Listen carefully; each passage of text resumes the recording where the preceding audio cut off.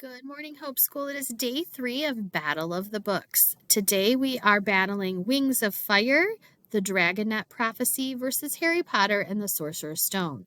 You're going to listen to a brief description of both of these books, and then you're going to go to the library Google Classroom, and you are going to vote which book should move on in our Battle of the Books. Here we go. Wings of Fire, the Dragonette Prophecy. The beginning of a thrilling new dragon saga, now in paperback. Clay and his friends have grown up under a mountain, secretly raised by the talons of peace to fulfill a mysterious prophecy. The 5 young dragons are destined to end the war that's been raging between the tribes of Pyria. But how they'll do this, none of them knows. But not every dragonette wants a destiny. When one of their own is threatened, Clay and his friends decide to escape. Maybe they can break free and end the war at the same time. Or maybe they'll risk everything. Harry Potter and the Sorcerer's Stone.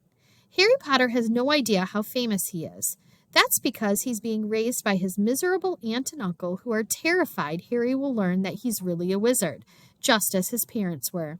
But everything changes when Harry is summoned to attend an infamous school for wizards, and he begins to discover some clues about his illustrious birthright.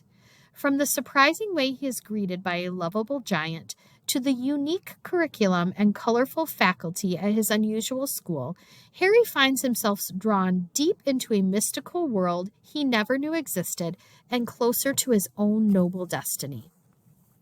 If either of these books sound interesting to you, I do have both of these books available for checkout in the Hope's Library. Don't forget to vote, and remember, hope begins with you.